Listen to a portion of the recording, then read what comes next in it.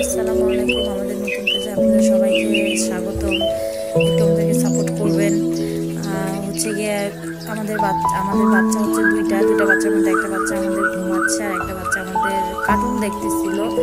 তো বাচ্চা ঘুম থেকে উঠে কিছু না কিছু খেতে চায়, তার জন্য কিছু ফ্রুটস আগে আমি কেটে রেডি করে রেখে ধুয়ে দিই।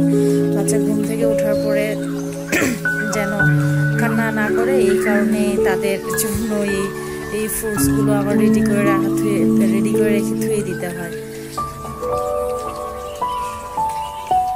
সো দেখতেই তো পাচ্ছেন আমি কিভাবে তাদের জন্য কি কি ফল বা কি কি ফ্রুটস